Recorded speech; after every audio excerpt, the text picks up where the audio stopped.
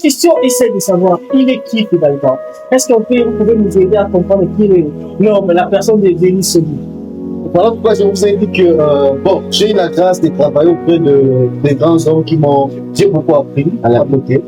J'ai compris cet adage qui dit si vous voulez aller loin, il faut monter sur les épaules des géants.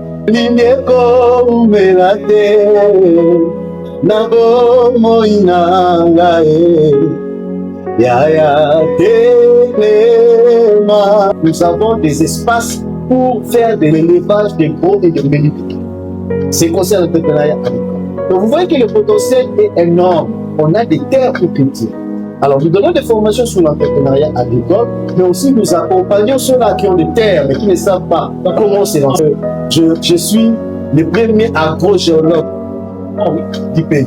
Donc nous donnons des formations sur la fabrication des jus naturels, nous donnons des formations sur l'éducation financière, nous donnons des formations sur l'entrepreneuriat d'une manière générale. Le financement doit être accompagné. Il ne faut pas simplement donner le financement et laisser la personne. J'en ai vu plusieurs. Il a pris le financement, il a créé l'entreprise, il a poussé sa fiancée. Maintenant, on a fait 5 ans de fiançailles et tout. Maintenant, je viens de te marier. Dans l'argent des financements, il va repousser. À la population congolaise, s'il vous plaît, ce pays, c'est l'héritage que les grands-parents nous ont laissé. Eh bien, ne laissons pas ces pays comme ça. Apportons quelque chose.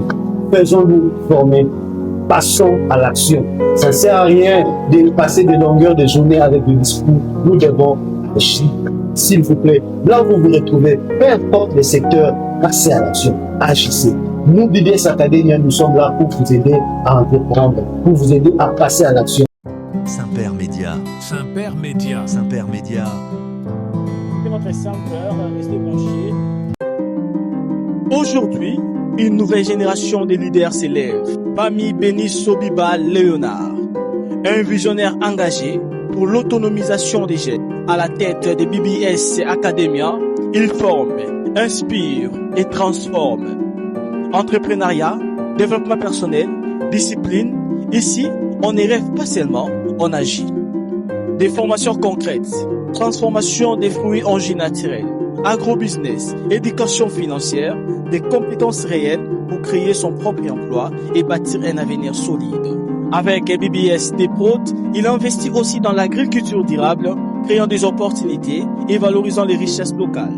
Leader, entrepreneur, mais aussi homme de foi. Il transmet des valeurs fortes, intégrité, responsabilité et excellence. Parmi Sobiba Béni Léonard, c'est plus qu'un nom, c'est un mouvement. Rejoignez la vision, construisez votre avenir, ensemble, pour une jeunesse digne de ce nom. D'accord, mesdames et messieurs, nous sommes de retour avec votre Saint-Père, le souverain pontife. Regardez bien, moi, votre Saint-Père. Je suis là, nous allons vous présenter notre invité. Préparez-vous parce qu'aujourd'hui, il y a tellement à boire et à manger et je vous invite à suivre ce nouveau numéro avec une attention particulière parce que c'est un numéro qui va changer votre vie.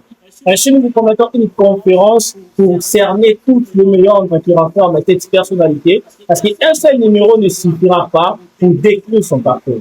On vous promet de meilleures conférences en public, vous serez invité massivement afin de décrypter les parcours de cette légende qui nous a honoré par sa présence. Mesdames et messieurs, nous vous présentons le pasteur, homme d'affaires, Béni Sobiba. Monsieur le pasteur, Bonjour Saint-Père, vous allez bien, hein? ça va très bien aider de venir ici aujourd'hui participer à ce plateau magnifique. Nous nous sommes honorés. Nous avons dit que vous avez invité les PDG. Le plaisir est partagé parce que quand on est invité par les papes, il y a une production papale. C'est ça, vraiment. Non, mesdames et messieurs, comme vous suivez, nous sommes honorés par les prix. On va essayer de parler un peu. Je ne sais pas comment vous appelez là. Je ne sais pas parler de pasteur Béni Sobiba. Parler de maestro, parce que notre fondateur est un maestro, sinon, du coup, que je salue en passant, un partenaire qui ne sait que nous soutenir. Il nous a parlé de votre côté artistique. Il nous a parlé de comment vous avez impacté sa vie musicale. Maintenant, la question essaie de savoir, il est qui finalement? Est-ce qu'on peut, vous pouvez nous aider à comprendre qui est l'homme, la personne de Béni Sobiba? Ouais, merci beaucoup. C'est toujours difficile de parler de soi-même. C'est mieux que les autres puissent parler de vous. Et s'il faut parler de moi-même, comme vous venez de le dire, je suis un homme à plusieurs casquettes. J'ai commencé comme un chantre à l'église, en Jérusalem, depuis 2004. évolué dans la musique jusqu'en 2011 où je me suis lancé dans une carrière professionnelle. J'ai formé beaucoup de pistes qui font un travail fabuleux aujourd'hui. Au-delà de ça, au-delà d'être chanteur, maestro et tout ça, j'ai fait l'école de musique, j'ai fait à nous la musique, donc j'ai étudié la musique. Mais au-delà de tout ça, j'ai fait aussi des études géologiques, donc je suis ingénieur, géologue, des formations de l'IMITI, et après, j'ai fait un long parcours dans les entreprises. J'ai travaillé comme étant le géologue du gouverneur d'Amamissa, Jean Saïdi, que j'ai salué en passant. C'est d'ailleurs lui qui m'a vraiment inspiré sur l'entrepreneuriat, un mentor pour moi. Et là de ça, je me suis lancé dans l'agro-business. J'ai fait plusieurs études et plusieurs formations dans l'agro-business pour devenir la personne que je suis aujourd'hui. Et je suis pasteur au sein de l'église. En parlant de tout ça, vous savez pas que vous constatez pas que ça devient de trop une seule personne à votre surtout vous avez l'air très jeune. Voilà pourquoi je vous ai dit que j'ai eu la grâce de travailler auprès des grands hommes j'ai beaucoup appris à leur côté. J'ai compris cet adage qui dit si vous voulez aller loin, il faut monter sur les épaules des géants. Donc vous avez eu la chance là de monter sur les épaules des géants. J'ai eu la grâce de travailler avec les géants et ça m'a permis de beaucoup apprendre et de grandir en sagesse, grandir en maturité, mais aussi grandir dans le domaine de business. Alors, parlons de votre personnalité dans le domaine de musique. Comment vous avez quitté des musiciens que vous étiez, que vous êtes, disons, dans ce sens, et devenir un pasteur? C'est-à-dire, qu'est-ce qui a précédé votre vie? Comment cette transformation a été remarquée pendant votre vie? Bon, je n'ai pas quitté, je suis toujours musicien. D'ailleurs, je prépare un single qui va sortir très bientôt. Ah oui? Donc, c'est là de dire que je n'ai pas quitté la musique. Je suis toujours dans la musique. On se rappelle encore des livres de Bobert, chanson Mon Iléco. Ah, Ça tellement impacté pendant qu'on était enfant. Donc, c'était vraiment une des meilleures chansons. Moi, j'en doutais fort. Je me disais, bon. il y a dit à cette époque, on était enfant, on disait, Mon Iléco. Mais depuis là, on n'a pas eu une suite. Je me suis dit, mais qu'est-ce qui s'est passé? Molindeko umelate nabo moinanga ya telema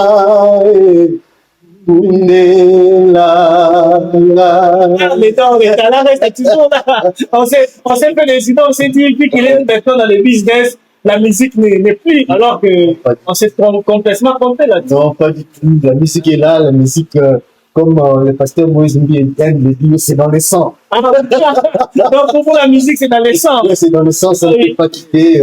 Au contraire, ça va de pair. Je me rappelle, alors que j'ai eu à apprendre auprès des géants, alors que j'étais dans la première école d'adoration avec Papa Alain Moloto. Donc vous avez aussi fait partie. Oui, il nous parlait d'une divergence convergente. Wow. C'est-à-dire, on peut commencer là, mais enfin, on se rencontre. La louange est là, l'adoration est là, mais tout converge vers un seul Dieu. Wow. Vous voyez un peu, que ce soit les chants, la musique, que ce soit le ministère pastoral, tout ça converge vers la gloire de notre Seigneur. Donc, on peut le dire, tout ce que vous faites, ça converge vers les services de Dieu. Tout à fait, tout à fait. Même l'entrepreneuriat, c'est dans l'œuvre du Seigneur. Parce que Dieu nous dit quoi dans le livre de Genèse quand il a créé l'homme? Il a dit, il a créé l'homme, Genèse chapitre 1, verset 28, pour qu'il fasse quoi? Pour qu'il domine, pour qu'il assujettisse, pour qu'il crée. Parce qu'il a créé l'homme à son image et à sa ressemblance. C'est-à-dire, l'homme a l'ADN de la création. Wow. Et l'ADN de la création, c'est en fait ça le comportement de l'entrepreneur. L'entrepreneur doit créer, doit innover. Donc, vous avez cet ADN des créateurs. Ah oui, il nous a créé à son image et à sa ressemblance. Nous ne pouvons que le ressembler. Donc, comme il l'a créé, nous également, nous devons. Disons, est-ce qu'on peut affirmer, partant de tous ceux que vous venez de se relayer, on peut affirmer que Dieu, c'est le premier entrepreneur? Oui! Dieu, c'est les grands maîtres, c'est les grands entrepreneurs de tous les temps. C'est les grands ingénieurs de tous les temps. Donc, c'est les grands médecins de tous les temps. Donc, il est l'omniscient, il a tout. Et il a mis, c'est là que nous avons compris que, en fait, je n'ai même pas fini de parler de certaines casquettes. C'est la raison pour laquelle je vous ai dit que on ne sera pas parler de vous à un seul numéro, puisque vous êtes toute une légende. Tout à fait, c'est pour dire que, en fait, Dieu a mis en nous. Nous sommes rendus compte que nous utilisons peu du potentiel que Dieu dépose. Voilà pourquoi beaucoup meurent, ils sont enterrés, sans avoir libéré leur potentiel. Et aujourd'hui, on considère les cimetières comme étant les endroits les plus riches du monde. Pourquoi? Parce que c'est dans les cimetières que vous allez trouver les gens qui sont morts, qui devaient créer des business, qui n'ont jamais créé de business, lancer des émissions comme pareil, ils n'ont jamais lancé des émissions, chanter, ils n'ont jamais fait des albums, voilà, construire des orphelinats, ils n'ont jamais fait ça, ils sont morts comme ça. Voilà pourquoi les endroits les plus riches du monde, ce ne sont pas les mines de diamants, ni les mines d'or, ce sont les cimetières. Waouh!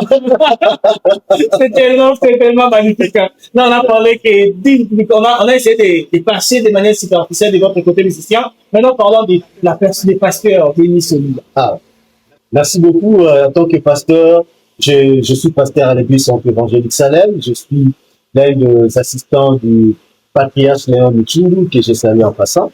Et voilà, je salue toute la communauté du Centre Salem. Et là de ça, nous avons été reconnus depuis 2019. Donc ça fait 7 ans depuis que je suis pasteur. Et j'ai appris auprès aussi d'un homme de Dieu, de l'Assemblée de Dieu que je salue, un de mes mentors, le pasteur Evan Poivou, à Kimpese. Et voilà, j'ai beaucoup appris de lui. Et voilà, tout ça, ça a façonné notre personne, ça a développé, ça nous a appris à grandir dans le ministère et d'être le pasteur que nous sommes. Faire de la musique, même au moins être pasteur, ça ne vous empêche pas à être pleinement dans les services des comment, pastorales ou comment? Non, c'est la même chose ou comment? oui, c'est complémentaire. D'ailleurs, quand tu es pasteur, tu es chanteur, c'est bien parce que tu t'inspires. Et tu vois, parfois dans les chants, on est obligé de résumer la pensée. 4 minutes, 5 minutes, qui doit être contenu dans un chant. Alors que c'est toute une prédication à prêcher, soit pendant 1 heure ou même un séminaire. Ouais, mais vous êtes obligé de résumer ça. Et c'est bien, ça facilite que vous puissiez s'exprimer pleinement. Tout à fait. Je connais pas mal de pasteurs qui écrivent bien les chansons, qui sont des paroliers. Et ces chansons-là aident aux chantres de bien exploiter. Maintenant, quand le pasteur a ses doubles casquettes, il peut écrire. Ça fait des bonhommes compris en quelque sorte. Bon, dire un nom complet, peut-être c'est trop fort, mais on apprend. Maintenant, dans le côté musical, qu'est-ce qui vous a donné cette envie-là d'être les musiciens que vous êtes? C'est un truc qui est inné ou bien vous avez rencontré ça en grandissant? Comment vous avez découvert les talents musicaux? Ah, ça c'est une très bonne question. En fait, la musique, nous, c'est depuis l'école de dimanche. Depuis l'école de dimanche, on chantait à l'école de dimanche, à la chorale de l'école de dimanche. Nous avons grandi au sein de la chorale. Et voilà, après, chorale Kotec, avec la mélodie Kotec, ensuite, on a migré vers le côté instrumental. Voilà, donc c'est vraiment inné, on évolue avec, on essaie de nous perfectionner en apprenant également. Et voilà, donc c'est depuis l'enfance. Les maestros Béni Sobiba, une question simple, que nous chaque spectateur se pose question. Dans 5 ans, comment vous voyez dans le domaine musical? Ah, ça c'est vraiment. Comment je me vois dans le domaine musical? Le souci pour moi dans 5 ans, c'est que le peuple de Dieu puisse bénéficier de la pensée que le Seigneur nous a donnée, que nous mettons dans les chants. Donc, dans 5 ans, pour vous, c'est que le peuple de Dieu soit béni, que le peuple de Dieu écoute les messages au travers des chansons et qu'il glorifie le Seigneur. Voilà. Ah oui, donc dans 5 ans, on suppose que les pasteurs bénis. Apparemment, depuis un temps, vous n'êtes pas vraiment, vous êtes plus vraiment d'actualité dans le domaine musical. Oui, tout à fait, vous avez raison, parce que vous savez, quand vous vous lancez dans l'entrepreneuriat, c'est comme un avion qui doit décoller. Et quand l'avion doit décoller, vous savez qu'il y a beaucoup de mouvements. Si le pilote n'est pas concentré, eh bien, l'avion peut être crash. C'est pour dire que l'entrepreneuriat, quand vous vous lancez au début, il faut plus de concentration, il faut travailler fort, il faut bâtir des systèmes. Et après avoir construit des systèmes, à ce moment-là, vous vous sentez un peu plus dégagé et vous pouvez faire donc l'entrepreneuriat, essayer de nous priver de notre maestro pendant un temps. Non, pas du tout. Au contraire, l'entrepreneuriat aide également pour financer les côtés maestro. Est-ce que c'est là, en faisant tout ça, avec tous ces casquettes que vous incarnez en vous, à une certaine personne que vous êtes, cela n'essaie pas d'éliminer certaines technicités de la musique en vous? Non, pas du tout. Vous travaillez toujours comme avant? Dire travailler comme avant, c'est trop fort. Je n'ai plus assez de temps pour travailler comme avant. Mais néanmoins, j'ai une guitare à la maison, j'ai un clavier à la maison. Et quand il y a une inspiration, je chante, je joue, et voilà. Vous êtes plus dans l'écriture ou bien dans Le, le, le tout? Mais il y a toujours un domaine qui est devenu le plus. oh, je sais pas, ce qui est vrai, c'est que j'ai commencé à écrire depuis longtemps. D'ailleurs, en passant, bientôt, je vais publier mon premier livre. Wow. Donc, j'écris souvent. Donc, tu vois un peu, avec l'écriture aussi. Nous serons de présenter les vernissages. Ah oui, ça serait un grand plaisir. Ah oui. Donc, bientôt, nous allons voir encore une nouvelle casquette d'écrivain que vous serez donc, bon, de manière officielle. Parce que là, vous êtes encore écrivain de manière officielle. Là, nous avons hâte de lire ces beaux ouvrages qui va bientôt paraître. Espérons bien que parce que les côtés entrepreneurs ne va pas nous trouver les statuts. Non, pas du tout. Quand il continue ensuite même à lire, là on a vu les jeunes maintenant devenus pasteurs. Maintenant, pasteur, vers quel moment vous allez avancer complètement le domaine de l'entrepreneuriat? Oh, super. Je pense que j'ai commencé l'entrepreneuriat avant même d'être reconnu. Oui, parce que je me suis lancé dans l'entrepreneuriat alors que j'étais encore salarié, je travaillais, mais depuis 2018, j'étais déjà dans l'entrepreneuriat. J'avais déjà ma confession, je faisais des activités, entrepreneuriat agricole particulièrement. Et voilà, en 2019, quand on nous a retenus, j'étais déjà dans. Ce qui fait que l'entrepreneuriat et le ministère pastoral, on évolue avec sans souci. Nous sommes dans une génération où il y a un vent, je ne sais pas, bon, sûrement vous en êtes au courant, où il y a des hommes appelés à temps plein. Je ne sais pas si l'expression vous dit quelque chose. Pour vous, ce n'est pas le cas. Hein? Les jeunes de nos jours sont là, ils ne travaillent pas. Bon, je ne dis pas qu'ils sont paresseux, mais ils ont compris l'appel dans le sens qu'ils sont appelés à temps plein. Donc, et leur vie doivent forcément faire obliger de l'œuvre de Dieu. Donc, tous, bon, pas vraiment dans tout ce qu'ils font là, dans tout ce qu'ils font, non. En fait, leur vie doit être à l'église. Ils sont là à l'église à temps plein. Ils ne peuvent pas entreprendre comme vous le faites. Souvent, ils ne peuvent pas travailler. Ils ont tendance à dire qu'ils sont appelés à temps plein. Quelle est votre pensée là-dessus? Bon, je respecte leur point de vue, mais comme je l'ai dit au début, que je suis de ceux qui pensent que en nous, il y a un potentiel immense qu'on doit dégager. Donc, c'est limité en disant simplement à temps plein, c'est pas mauvais, mais s'il faut être à temps plein, réellement, vous devez être à temps plein, c'est-à-dire vous devez avoir autant de fidèles, ok, des responsabilités qui font à ce que vous n'avez pas assez de temps pour faire autre chose.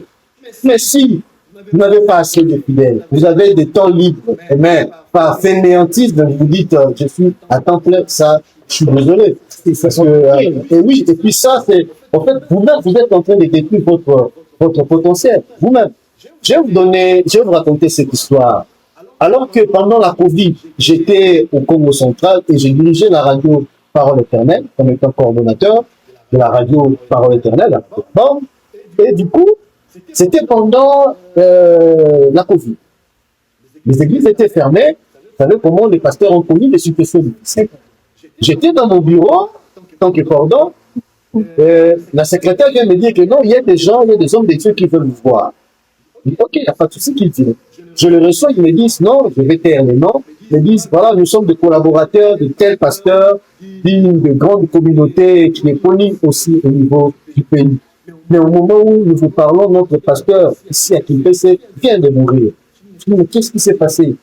Ils m'ont dit non, vous savez, pendant la Covid, c'est difficile pour un pasteur de tenir. Alors, le pasteur avait des difficultés au niveau de la maison. Et puis, le pasteur s'est dit, qu'est-ce que je peux faire pendant ce temps? Le pasteur s'est reconverti à un motard. Ah oui, parce qu'il avait dit. Comment il allait payer le loyer? Alors, du coup, ces jours-là, il avait pris, en fait, un sac de braise qu'il portait avec lui. Et devant là, c'était, vous voyez, de bennes ici qui transportent des boissons et tout ça. Il y avait les dos d'âne à côté. Alors, le pasteur cherchait de dépasser, en fait, les dos d'âne.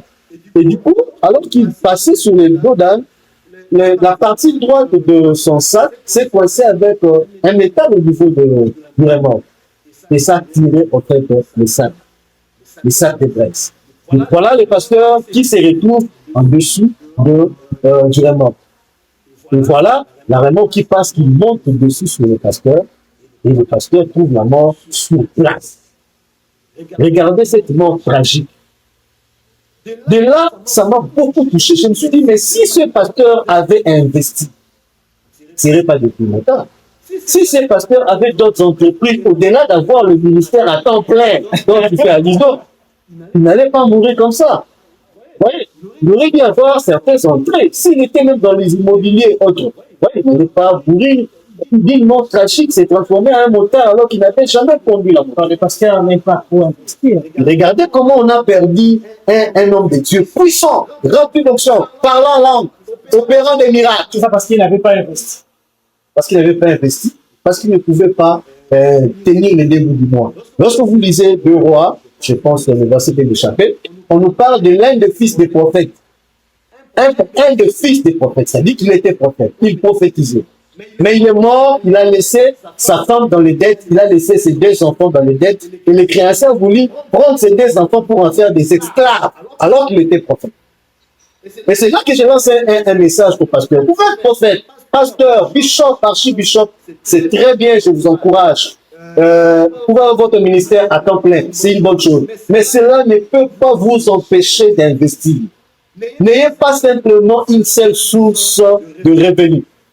Ça m'amène à parler sur la formation sur l'éducation financière que nous donnons. Donc, n'ayez pas une seule source de revenus. Diversifiez vos revenus et ça va vous permettre, même lorsque une source aura des problèmes, des difficultés, les autres sources vont commencer à fournir de l'argent. Exactement. Maintenant, en vous écoutant parler de l'investissement, des affaires, tout ça, on sent en vous une passion. Vous parlez de ça avec tout votre être. Qu'est-ce qui se passe? En fait, c'est pas un sujet superficiel. Hein? Quand vous en parlez, on sent qu'en vous, c'est le cœur qui s'exprime. C'est quoi le lien entre vous et les affaires? Non, mais il faut d'abord aimer la chose. Oui. Comme je l'ai dit, j'ai eu la grâce de travailler auprès du gouverneur Chandomani Sassaï du Télésani. Et je vis en lui c'est fort côté business, c'est fort côté entrepreneur. Tout en étant gouverneur. Tout en étant gouverneur. Je vous raconte une histoire. Il va rire aussi dessus. Un jour, on se retrouve à la concession, à Malanga, et puis voilà, il y avait des tomates. Moi, je n'ai jamais mangé une tomate crue. Vous voyez le gouverneur qui descend, par lui-même, il prend la tomate. Il ne lave même pas la tomate. Il prend la tomate crue, il commence à manger. Il nous regarde. Seigneur, mais tomate crue, là, ça va passer comment? Et ça, c'est une salade ou comment? Je dis oui. C'est une influence, hein? Oui, je suis devenu une jolie femme. Des tomates crues. L'image est vraiment impacté à ce point. Et après, qu'est-ce qui s'est passé? On a fini, on est allé, on voulait se laver les mains, on a pris le bidon, je ne sais pas le nom, donc de bouteilles ici, ça sert à la publicité, on lavait les mains avec, et puis on a vu le gouffre qui va vers la citerne d'eau de pluie. Il ouvre, il se lave la main avec ça. Alors il passe, il dit, il a besoin d'un bon mot.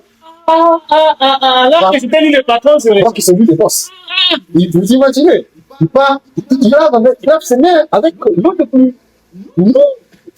C'est pas seulement les collaborateurs, mais les inférieurs financièrement. Effectivement. Tu lis des bouteilles, des choses bien traitées comme ça. Tout le monde riait, mais moi, ça m'a appris, c'était une leçon. Je dis, eh bien, les vrais entrepreneurs, ils ont appris à savoir protéger, garder la chose. C'est-à-dire, ils ne sont pas là pour disperser, en fait, la richesse. Ils savent comment protéger la richesse, comment protéger le capital, comment sécuriser l'investissement. Moi, pour moi, c'était des leçons d'affaires. Donc, on va ce côté, vous a tellement façonné. Oui, j'ai appris beaucoup auprès de ces leçons. Ah oui, là c'était ici à Kinshasa, c'était gouverneur. Non, tu peux signer gouverneur à la province orientale. Ah oui, donc vous étiez là comme étant ingénieur à cette époque. Oui, géologue qui gérait toute la partie. Parlons de ces géologues. Vous avez mentionné pendant votre introduction, au préambule, de vous dire que vous avez fait des études à l'université de Kinshasa, dont je suis encore étudiant jusqu'à l'heure où je vous parle. Ingénieur, géologue. Comment vous vous êtes retrouvé pleinement dans les affaires? Pleinement, au point que votre côté ingénieur géologue semble disparaître. Bien que vous en faites usage des fois avec quelqu'un qui va avec. Non, le côté ne disparaît pas, parce que au-delà de tout ça, il n'y a pas si longtemps que je suis allé donner cours au niveau de l'UPK, l'Université protestante de Kinshasa, de cours de géologie.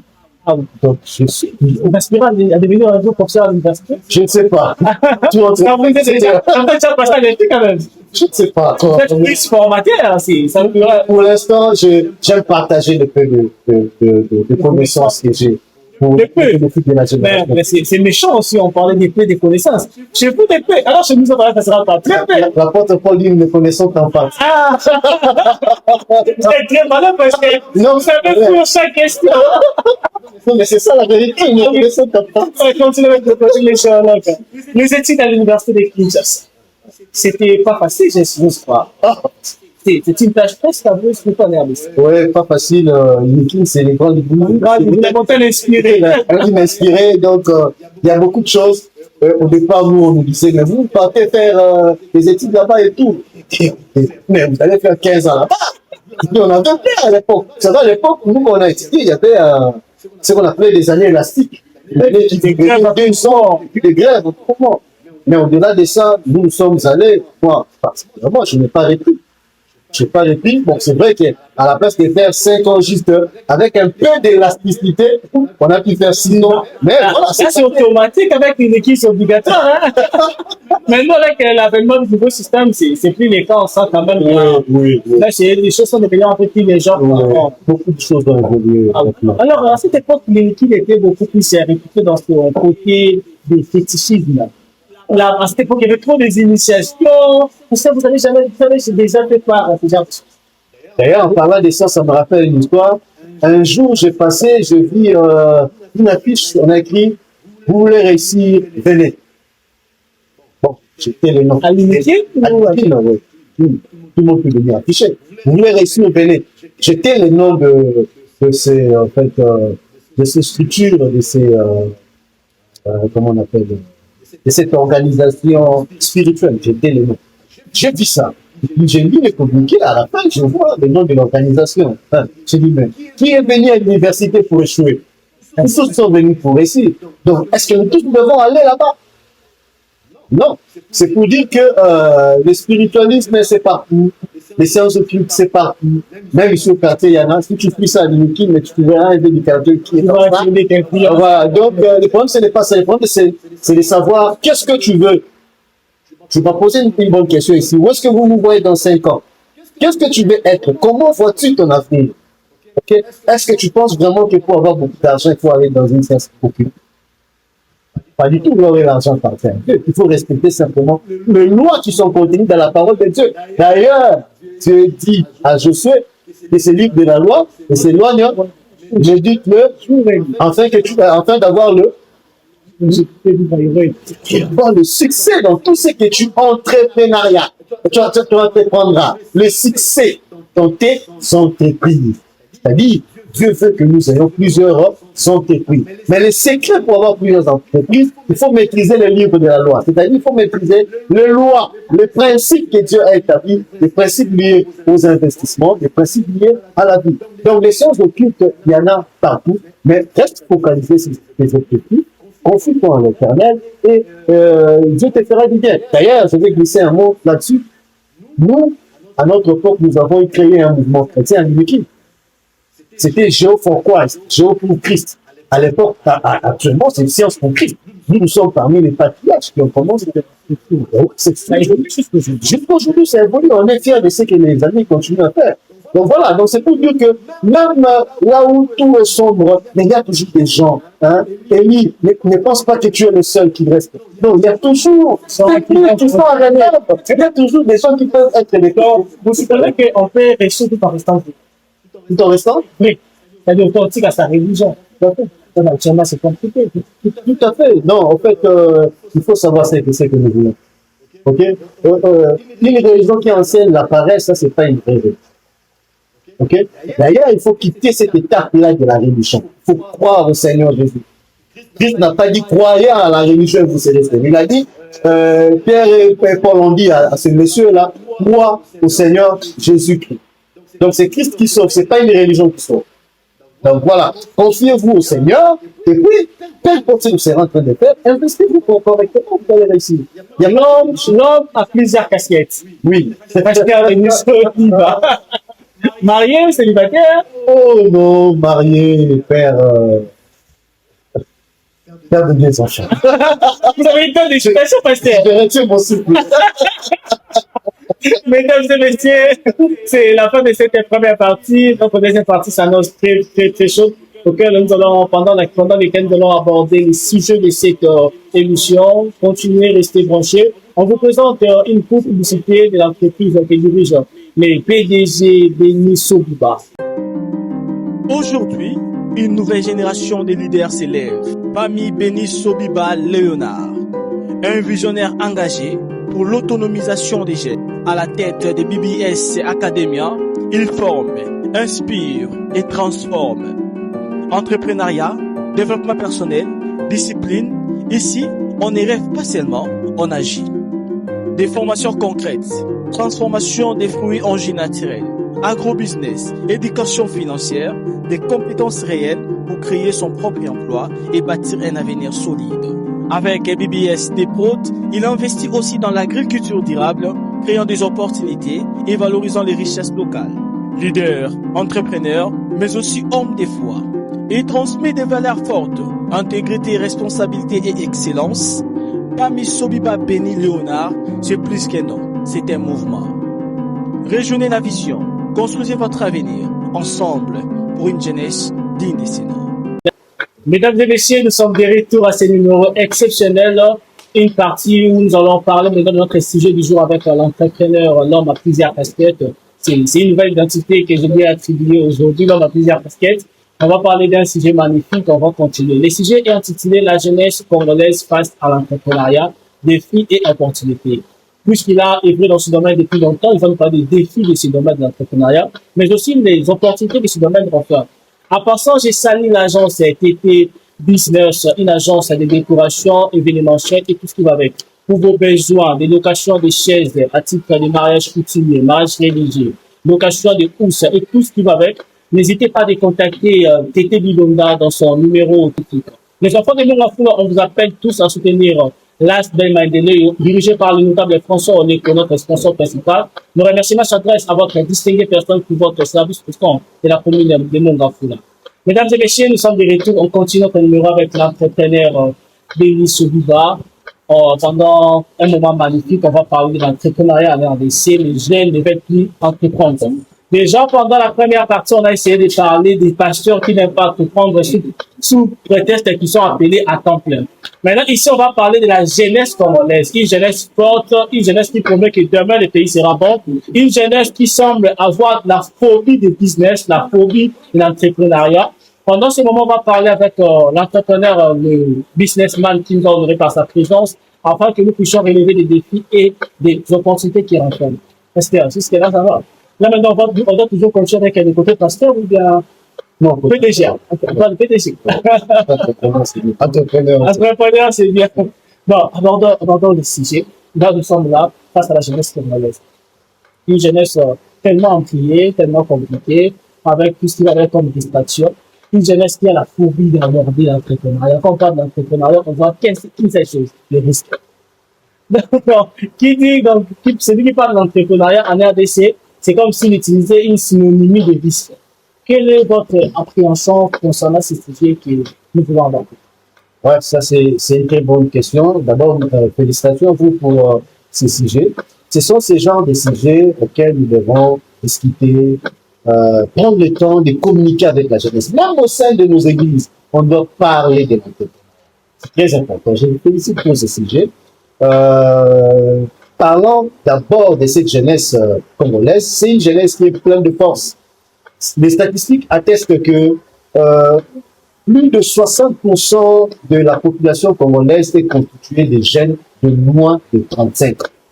Vous imaginez, plus de 60% de la population congolaise est constituée de jeunes de moins de 35 ans. On est plus jeunes que vieux.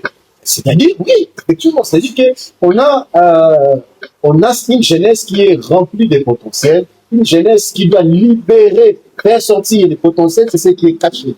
Mais elle doit libérer ces potentiels-là. Une jeunesse qui est remplie d'enthousiasme, mais une jeunesse aussi qui doit être encadrée. Parlons des risques. Des risques, ça c'est un entrepreneur, c'est quelqu'un qui sait prendre des risques, mais aussi des risques mesurés. Donc, juste calculer. l'entrepreneur que vous êtes, avant d'aller plus loin avec les sujets, ça qui a tellement à boire et à manger, parlons de votre côté formateur que j'ai éduqué.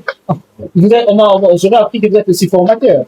Oui, Les différentes formations que vous disposez au sein de votre carton de connaissances, surtout de quoi précisément? bah, merci beaucoup pour cette question. Donc, je suis PDG de BBS Prod, qui est une entreprise agricole qui évolue dans la production, la transformation et la commercialisation des produits agricoles. Mais je suis également promoteur ou DG de BBS Academia. BBS Academia, c'est notre centre de formation en entrepreneuriat et en développement personnel. Donc, nous formons des entrepreneurs, nous accompagnons des entrepreneurs et des investisseurs dans plusieurs domaines. Parmi les domaines auxquels nous formons, par exemple, le domaine de l'entrepreneuriat agricole ou l'agro-business. Parce que nous avons compris que nous sommes un pays qui est riche, qui a un potentiel agricole énorme. Nous disposons de plus de 80 millions d'hectares de terres arables dans ces pays, la République démocratique du Congo. C'est un pays qui est traversé par des rivières, des lacs et des fleuves. C'est-à-dire les ressources en eau est disponible pour faire l'activité agricole. Au-delà de ça, nous avons un climat qui est adapté aux réalités du pays. Nous avons un climat tropical, c'est-à-dire un climat qui permet à ce que nous puissions également produire. Quatrième chose par rapport à ça, nous sommes un pays qui est rempli de forêts. Nous avons des espaces pour faire de l'élevage de gros et de petits bétail. C'est concernant l'entrepreneuriat agricole. Donc, vous voyez que le potentiel est énorme. On a des terres pour cultiver. Alors, nous donnons des formations sur l'entrepreneuriat agricole, mais aussi nous accompagnons ceux-là qui ont des terres, mais qui ne savent pas comment se lancer. Après la formation, il y a un moyen d'accompagnement. Oui, vous pouvez suivre la formation chez nous et puis nous vous accompagnons. Ou peut-être vous n'avez pas assez de temps de vivre vos occupations, mais vous avez des terres, vous voulez vous lancer, vous venez, on va également vous accompagner. Pour ceux qui n'ont pas suivi la formation, en gros, ceux qui n'ont pas suivi la formation peuvent toutefois miser de l'argent chez vous pour que vous puissiez l'accompagner dans ce business. Ceux qui n'ont pas suivi la formation peuvent venir également, nous allons les aider à entreprendre. Mais c'est toujours important de maîtriser les secteurs où vous voulez vous lancer. Donc ne dites pas simplement, bon, j'ai de l'argent, j'ai des terres, je me lance, mais sans connaître tous les méandres qui sont liés à ces secteurs-là. Sinon vous allez connaître des échecs. Ah oui. Nous en avons connu plusieurs aussi. C'est ce qui nous a fait grandir. Alors, toutes ces connaissances font partie de votre parcours académique ou bien ce sont des connaissances que vous avez cultivées en grandissant? Après la géologie, je suis allé faire des études en agronomie, des études dans le domaine de l'agriculture. Combien de diplômes vous incarnez? Ce qui fait que je suis le premier agro-géologue du pays. Donc, je mets ensemble et la géologie et l'agriculture. Ce qui vous permet de dispenser toutes ces formations. Sans problème. Au-delà de ça, nous donnons des formations, comme j'ai dit, sur l'entrepreneuriat agricole. Nous donnons des formations sur la fabrication des jus naturels. Particulièrement, j'ai fait avec l'institution camerounaise ETTA, Easy Training Technologie Alimentaire, où j'ai fait tout ce qui concerne la transformation des produits agricoles. Mais en dehors de la fabrication des jus naturels, il y a une formation qui d'ailleurs va commencer ce lundi dans notre siège à Sanet, à Niangoué. Voilà. Alors, au-delà de la formation sur la fabrication des jus naturels, nous donnons des formations sur les techniques de vente, nous donnons des formations sur la fabrication des jus naturels, nous donnons des formations sur l'éducation financière, nous donnons des formations sur l'entrepreneuriat d'une manière générale. C'est toute une équipe, chacun a sa formation qu'il donne, ou bien toutes ces connaissances vous incarnez à... Non, pas simplement que j'ai ces connaissances, mais c'est un centre, c'est-à-dire c'est une structure où nous avons également, nous pouvons faire, selon les besoins, appeler des formateurs qui travaillent avec nous, qui peuvent également assumer. Mais au-delà de tout ça, nous-mêmes également, nous avons fait des formations dans tous ces domaines. Donc vous commencez à défendre les connaissances nécessaires. Tout à fait. Vous pouvez prendre des domaines, prenez un domaine si vous voulez. Je crois que prochainement, on va revenir là-dessus. Et sous ce sens-là, vous aimez ce genre de... C'est ce qui fait de vous un formateur tellement exceptionnel de notre pays. Donc, vous êtes le mieux placé pour aborder ces sujets concernant cette jeunesse que nous sommes déjà tantôt du temps, parler de cette jeunesse qui a encore plusieurs potentialités, mais qui a la phobie, la peur d'affronter les domaines de l'entrepreneuriat. Et quels sont les défis que vous, en faisant, pas forcément en ayant des connaissances de théorie, mais en pratiquant, parce qu'on est mieux placé pour enseigner lorsqu'on a pratiqué le domaine. Là, les théories, tout le monde peut en détendre, mais les plus importants, c'est censé là qui ont pratiqué. Si nous vous avons choisi, c'est parce que nous savons très bien que vous pratiquez ce domaine presque tous les jours. Donc, c'est votre domaine de prédilection. Alors, parlons des défis, mais aussi des opportunités, afin que ceux qui hésitent encore pour se lancer pleinement dans ce domaine puissent avoir une idée. Merci. Avant de parler des défis, j'aimerais d'abord vous montrer l'importance d'entreprendre. Ah oui. Avec un pays où le taux de chômage est élevé, eh bien, la solution, c'est de créer des entreprises. Le chef de l'État l'a dit il n'y a pas si longtemps, ça a créé un boom. Quand il a parlé des emplois disponibles au niveau de l'État, tout le monde ne peut pas aller travailler chez l'État. Impossible. Donc, les privés doivent créer. Et lorsque vous regardez tous ces grands pays développés, ils ont eu toujours à développer ce secteur-là, les privés. Ce sont les privés qui emploient, qui engagent les gens. Et l'entrepreneuriat actuellement, c'est en fait c'est la base pour lutter contre le chômage, particulièrement l'entrepreneuriat. Surtout en RDC. Ça va réduire d'une manière drastique le taux de chômage dans le pays. Donc voilà que c'est maintenant important de se lancer dans l'entrepreneuriat agricole. Au-delà de réduire le taux de chômage, l'entrepreneuriat va aider à créer de la richesse. Parce que lorsque nous transformons localement, nous créons de la richesse. Nous apportons la valeur ajoutée à la matière. Je vous donne un exemple pratique. Vous achetez des mangues à 5 000 francs congolais. OK? Quand vous prenez ces mangues-là à 5 000 francs congolais, vous les épluchez, vous faites du jus naturel. Vous n'allez pas vendre ces mangues-là à 5 000. Vous allez vendre ces mangues-là à 15 000, 20 000, 30 000. Vous avez apporté de la valeur ajoutée. Vous avez créé de la richesse. Donc, actuellement, d'ailleurs, le chef de l'État est en train de travailler pour que les entreprises minières américaines qui vont venir, qu'ils puissent se transformer où? Sur place. Pourquoi? Pour créer de la richesse. Est-ce que RDC, son gouvernement, c'est un pays qui favorise vraiment l'entrepreneuriat? Voilà. Là, maintenant, c'est vraiment la question que tu as posée sur les défis que nous rencontrons dans ces domaines de l'entrepreneuriat. Parlons-en. Voilà. Il y a plusieurs défis que nous rencontrons dans ces domaines et nous devons révéler ces défis-là. Parmi les défis, c'est le manque de financement. Pas assez de financement. Les jeunes n'ont pas vraiment assez de financement. Vous voyez un peu?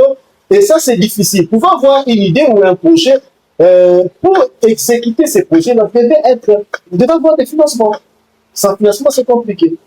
Et parfois aussi, les jeunes veulent que tout vienne de l'État pour commencer. Non. Quelque part, là, on dit aide-toi et le ciel te verra. Il faut faire le premier pas. Et ensuite, vous allez voir que même les institutions financières ne financent que les jeunes qui ont déjà commencé, les gens qui ont déjà fait quelque chose.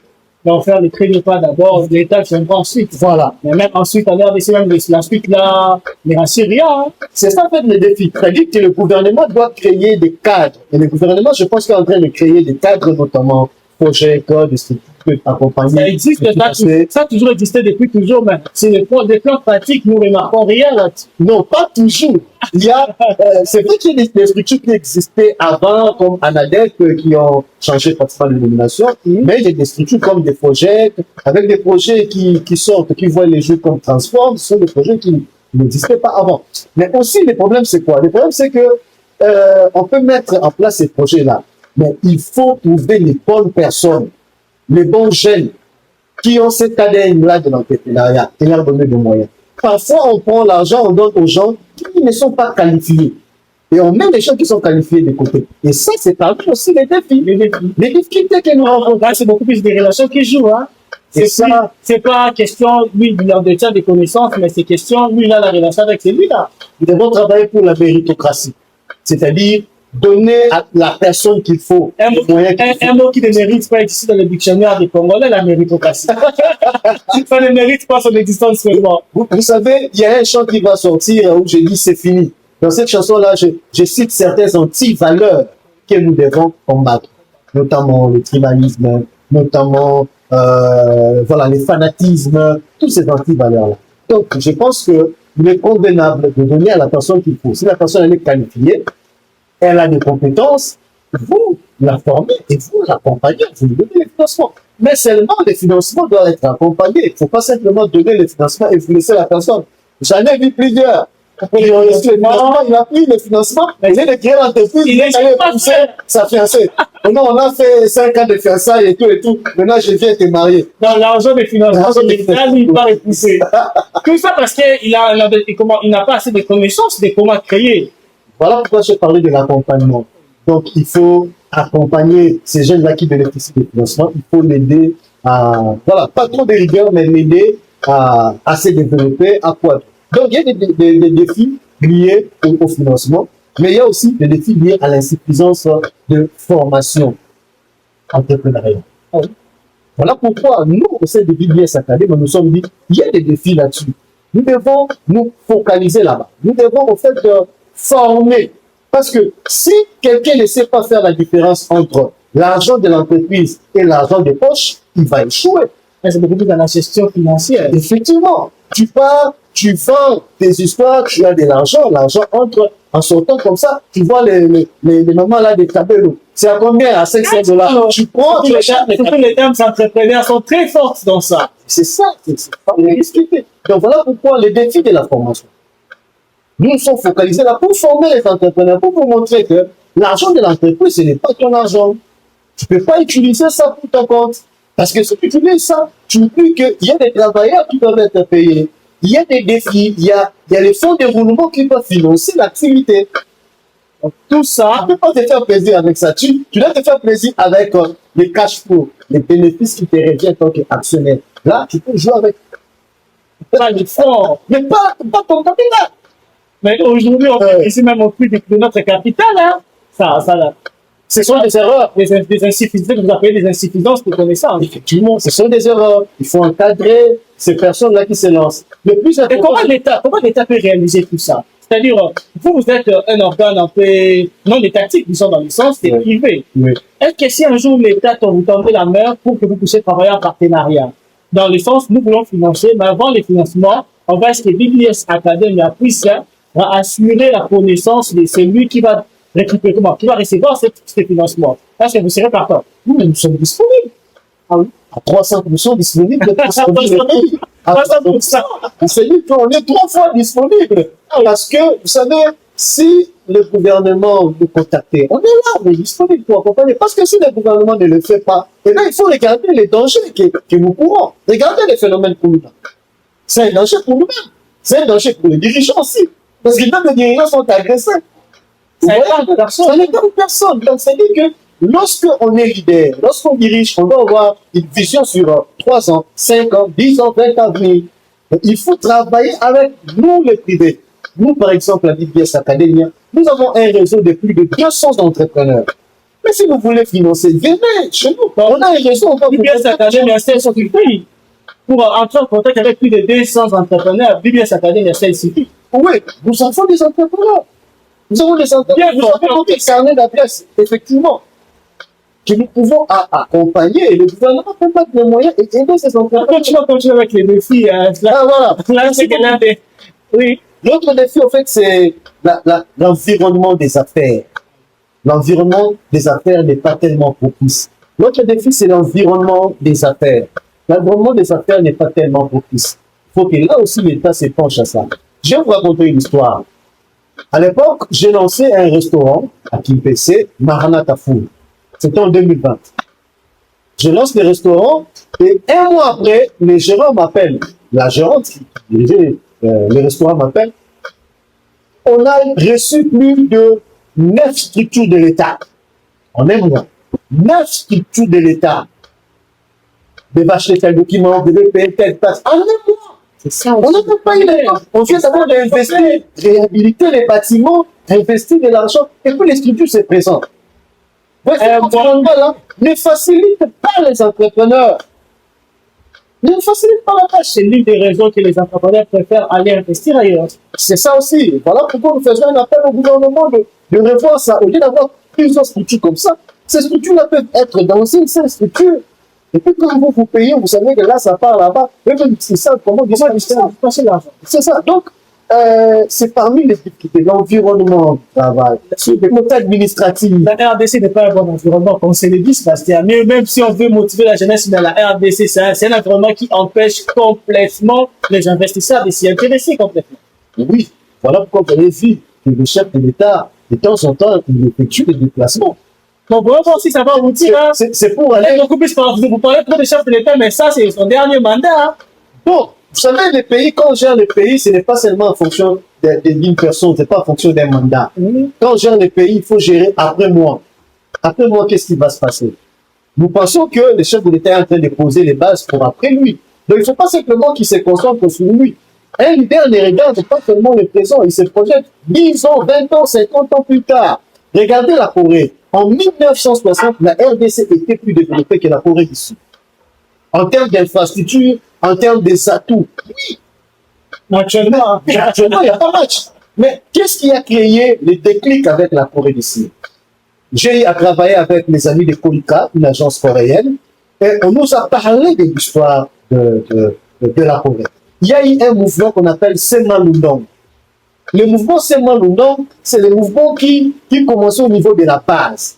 Où dans chaque avenue, il y avait des maîtres des avenues, il y avait des responsables de groupes qui géraient plusieurs personnes. Et ce mouvement-là a eu à travailler pour permettre à ce que la Corée se développe jusqu'à ce jour. Mais tout ça, c'est grâce à l'initiative des leaders qu'ils ont connus. Les leaders étaient déjà partis, mais ils ont continué. Donc c'est ça pour vous dire que lorsqu'on dirige, on ne regarde pas moi, on regarde l'après moi, 5 ans, 10 ans, 20 ans. avec ces systèmes des opposants, bon, ils ne sont pas politiques, ils sont quand même pas politiques. Mais dès qu'un autre président vient pas, il va essayer de relayer, de balayer tout ce que son prédécesseur a construit pour essayer aussi de faire à sa façon. Et avec cette mentalité, il est difficile pour notre pays que nous puissions connaître ce genre d'avancée. Vous venez de le dire. Donc, il y a ce qu'on appelle le principe de la continuité de l'État. On ne vient pas balayer tout. On prend ce qui a été bien fait, on continue avec. Mais là, il y avait des acquis, on corrige quand même. Effectivement, là où il y avait des acquis, on peut corriger. Et ce qui est bien fait, on le prend. Mais la mentalité congolaise, la politique congolaise, c'est pas cette faisabilité qui se remarque. Vous avez peut-être raison, mais le plus important, c'est que c'est l'homme qui peut faire changer les choses. Il ne faut pas que les choses puissent changer l'homme. Et vous êtes déjà arrivé de changer à devenir politique.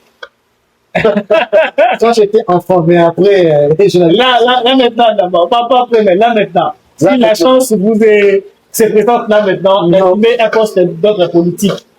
Quand vous dites d'autres politiques comme quoi? C'est-à-dire ministère, député. Au moins le ministère de l'entrepreneuriat, le ministère de l'agriculture, là où ça peut me permettre d'aider la jeunesse, de travailler avec la jeunesse, d'aider l'environnement entrepreneurial, de motiver les gens à créer, là au moins. Mais pour aller briguer d'autres, pour l'instant, je n'ai pas ces ambitions. Pasteur Denis Sobiba, sous ordonnance présidentielle. Président, mais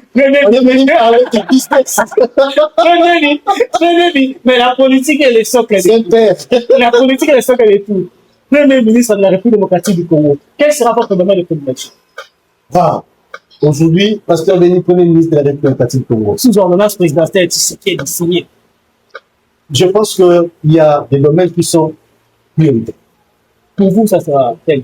D'abord, l'agriculture, l'éducation. Parce que si vous voulez détruire un peuple, il vous suffit de détruire son système éducatif. Revenez après 20 ans, vous allez trouver que ce peuple-là, vous n'avez pas à lui faire la guerre. Détruisez seulement son système éducatif. 20 ans plus tard, revenez.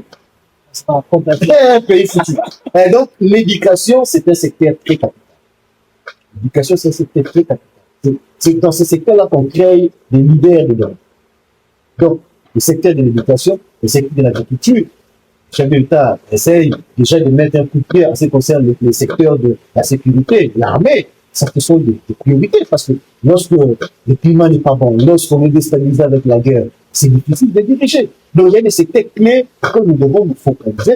C'est le secteur de la santé, par exemple. Il n'y a pas match. Il n'y a pas match. C'est bien, maternité, tout ça, ce sont des bonnes choses. Il faut travailler dans ce secteur-là. J'espère que ceux qui nous dirigent ont quand même écouté.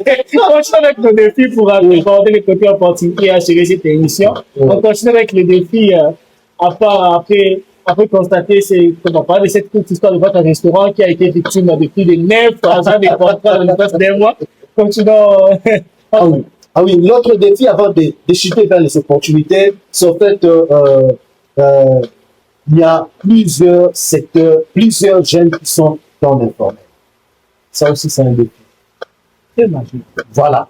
La plupart des jeunes, même qui entreprennent, ils sont dans l'informel. Ils ne veulent pas formaliser leurs entreprises. Or, quand vous n'êtes pas formel, comment vous allez faire des prêts bancaires?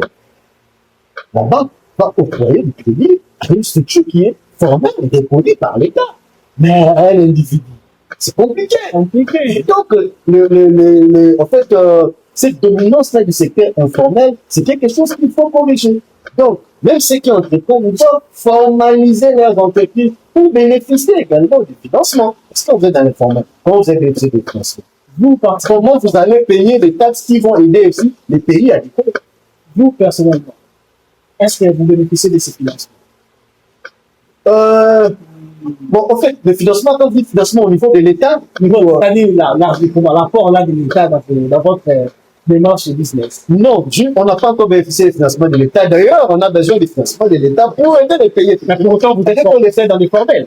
Oui, nous sommes dans les formels, mais nous pouvons bénéficier de financement d'une manière particulière entre la structure et la banque. Ça, c'est pas l'État qui finance. Ça, c'est votre entreprise qui part demander du fonds au niveau de la banque. C'est différent. Mais l'accompagnement de l'État, il n'y en a pas. Continuez avec les opportunités. Nous sommes l'État, nous sommes tellement pressés. Voilà. Ouais. L'autre défi avant de chuter, c'est aussi l'accès difficile au niveau des infrastructures. Vous travaillez, vous êtes en pleine émission, pif, il y a coupure de l'électricité. Comment tu vas lancer une entreprise de transformation quand le courant n'est pas permanent? Bon, ce sont des défis. Quand l'eau n'est pas permanente, ce sont des défis. Quand il n'y a pas de route, vous créez votre ferme, mais il n'y a pas d'accessibilité. Comment on va arriver? Comment vous allez évacuer les marchandises? Comment vous allez évacuer vos produits agricoles? Ce sont des défis. Les routes des dessertes agricoles. OK? Voilà. Ça, c'est quelques défis que je pouvais relever. Maintenant, s'agissant de ces opportunités qui sont liées à ce secteur agricole. La première opportunité, c'est qu'il y a un grand marché. Aujourd'hui, on parle de la SLECAF, la zone de libre-échange économique et tout ça. C'est-à-dire qu'un Rwandais, un Ougandais, un Centrafricain peut venir aussi vendre ses produits en RDC. Pourquoi ils viennent? Pourquoi les Indiens descendent au Congo, à Kinshasa? Parce qu'ils ont compris que nous sommes un pays qui a plus de 100 millions d'habitants. C'est un potentiel immense en termes de consommation de produits.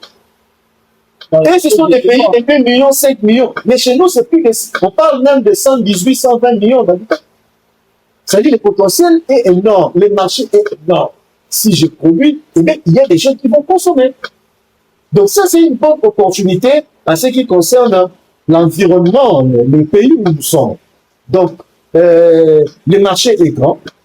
Deuxième opportunité, c'est au fait que, comme j'ai parlé de l'entrepreneuriat agricole, la présence des terres agricoles et tout ça, ce sont des opportunités qu'il faut saisir.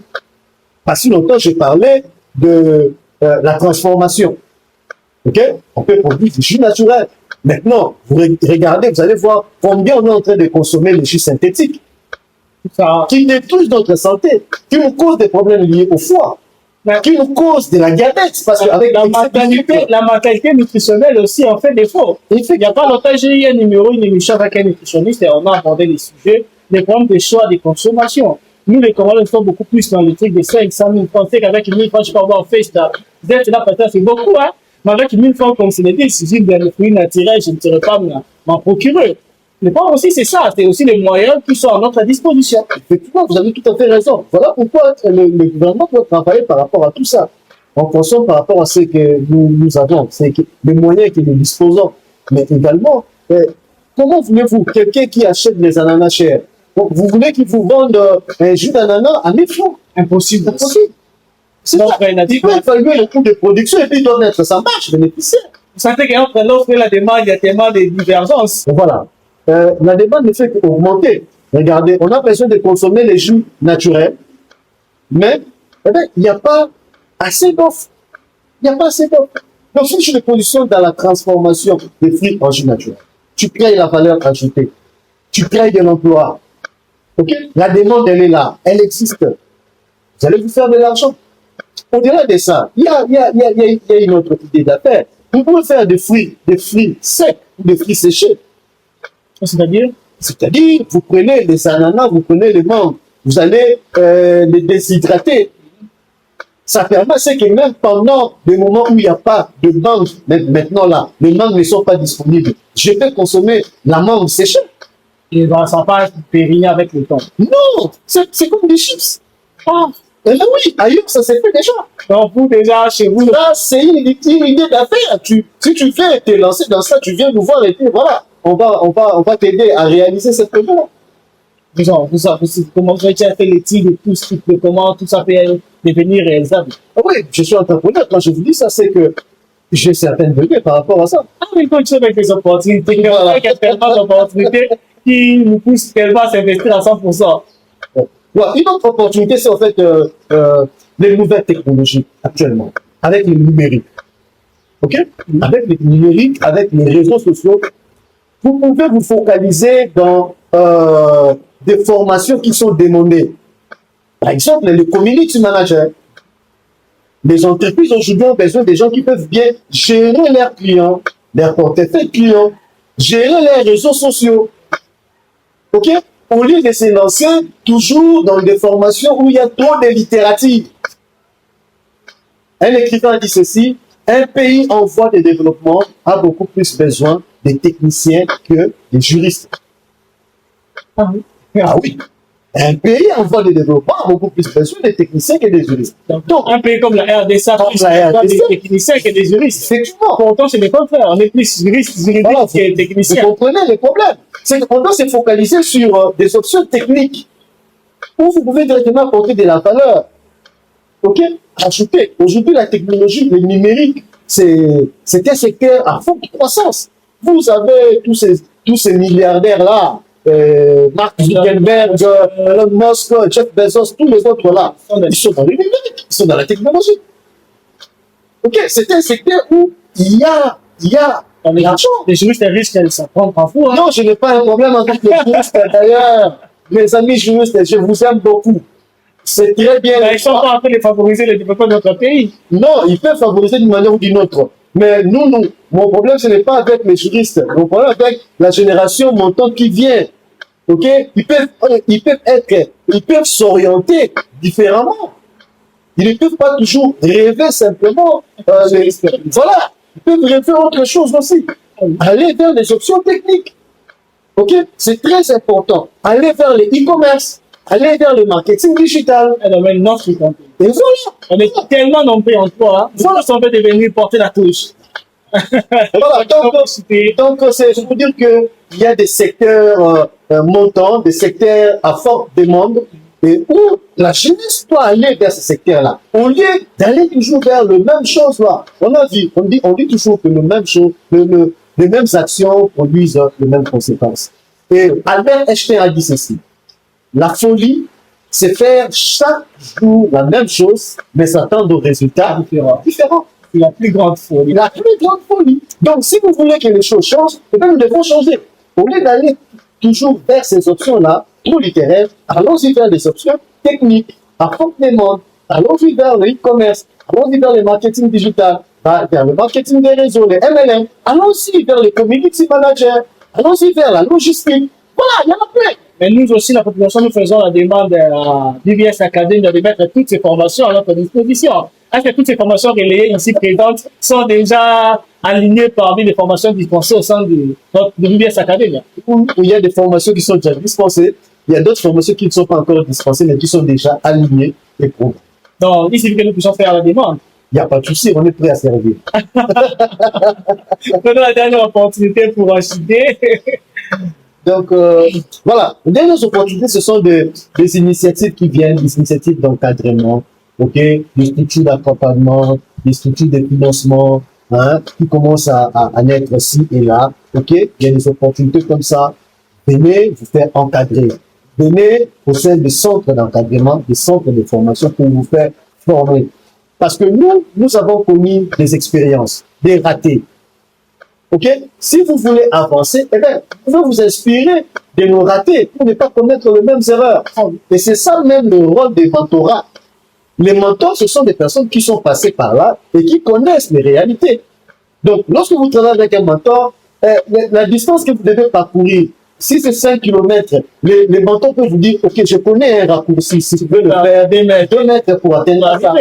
Donc, dans son expérience peut nous servir d'une lampe qui éclaire notre chemin. moi, si je puis aller loin, c'est en montant sur les épaules des gens. Ah, comme vous l'avez dit au début.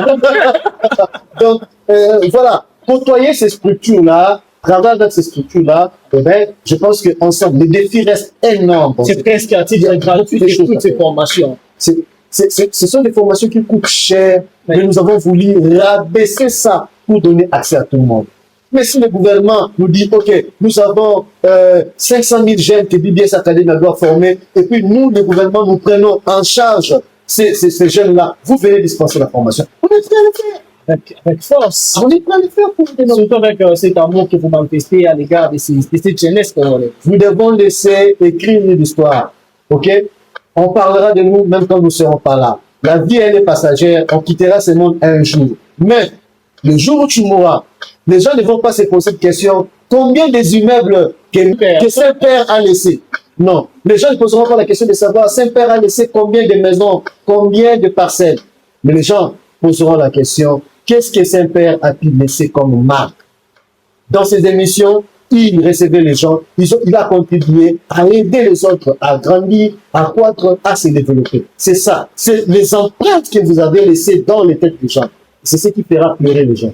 Ce ne sont pas les immeubles et les maisons qui font. Là, je crois que c'était votre traduction. Merci beaucoup. Mesdames et messieurs, c'était un numéro magnifique, un numéro exceptionnel. Comme je disais tantôt au début de cette émission, des grandes conférences, des formations seront organisées en partenariat avec BBS Academy afin que la jeunesse congolaise soit informée et bien formée pour les défis qui nous attendent les jours à venir. Un pays où il y a plusieurs défis, mais l'entrepreneur de ces jours nous a fait aussi voir qu'il y a plusieurs opportunités qui m'ont personnellement motivé à se lancer sans regarder la grandeur ou la taille de ces défis qui vont se présenter. Mesdames et messieurs, c'est la fin de ce numéro. Un message particulier de la part de votre invité, un message particulier à la jeunesse qui nous attend, ou bien des salutations à s'adresser à des personnes qui vous sont chères. On vous passe la parole. Merci beaucoup. Si j'ai un message à donner, c'est à la population congolaise. S'il vous plaît, ce pays, c'est l'héritage que les grands-parents nous ont laissé. Eh bien, ne laissons pas ces pays comme ça. Apportons quelque chose. Faisons-nous former. Passons à l'action. Ça ne sert à rien de passer des longueurs de journée avec des discours. Nous devons agir. S'il vous plaît, là où vous vous retrouvez, peu importe le secteur, passez à l'action. Agissez. Nous, BBS Academy, nous sommes là pour vous aider à entreprendre, pour vous aider à passer à l'action. Nous sommes là. Vous avez une idée, mais vous ne savez pas comment structurer votre idée et rendre votre idée à un projet qui est bancable, un projet qui peut être exécuté. Venez, nous allons vous aider à structurer votre idée. Vous avez de l'argent, vous gardez votre argent dans la banque. Venez avec ça, nous allons vous montrer quels sont les secteurs, comment vous pouvez vous lancer. Donc voilà, nous sommes là pour vous former. Et là, je lance un appel pour cette formation qui commence ce lundi. Venez, c'est sur la fabrication des jus naturels. On va vous montrer comment transformer vos fruits en jus naturel, comment conserver vos jus pendant longtemps, comment standardiser les coûts des jus que tu vas produire aujourd'hui et les jus que tu vas produire demain puissent avoir le même goût. Et également, nous allons vous montrer comment vous devez élaborer des étiquettes pour vos jus et comment commercialiser. Parce que le plus important, ce n'est pas de produire, mais le plus important, c'est de vendre sa production. Voilà un peu les mots que je voulais vous adresser. Mes salutations à Madame Dorcia Bani, que le Seigneur te bénisse, à toute ma famille, ma petite famille, et mes salutations à la grande famille Sobiba, que le Seigneur vous bénisse abondamment, au centre évangélique Salem avec les révérends Léon Michungu, et mes salutations à tous ceux qui ont eu à nous suivre et aux entrepreneurs de BBS Academy. Merci beaucoup. Ainsi était le dernier conseil de notre invité du jour, mesdames et messieurs. C'était un numéro magnifique, comme j'étais tantôt disant. Nous sommes à la fin de ces numéros. Produire ne suffit pas, mais aussi savoir commercialiser. Venez à cette information qui s'annonce émouvante, une information qui s'annonce constructive. Toi qui veux se lancer dans le domaine des affaires, ne te lance pas sans connaissance, tu vas trébucher et tu vas tomber. Viens te servir de cette connaissance qui va mettre à la lumière tous les points et recoins dans le domaine de l'entrepreneuriat, afin que la lumière puisse impacter votre parcours. Vous n'êtes pas obligé de commettre les mêmes erreurs que ceux qui vous ont précédés, ou ceux qui nous ont tous précédés. Mais vous pouvez se servir de ces erreurs partant de ces formations qui sont à notre disponibilité, qui commencent Disciples-là avec BBS Academia, je lance cet appel à vous qui nous suivez, nos chers téléspectateurs. C'était votre Saint-Père au micro, le souverain pontife, celui qui n'a jamais péché. J'installe l'équipe technique dirigée par le prémisse Dot, un réalisateur magnifique. Mesdames et messieurs, restez bien chez vous. Ciao. Saint-Père Média. Saint-Père Média. Saint-Père Média. C'est votre Saint-Père, restez branchés. C'est la fin de ce numéro, Madame Babette Tourné, vous avez évangélique. Et dans votre carrière musicale,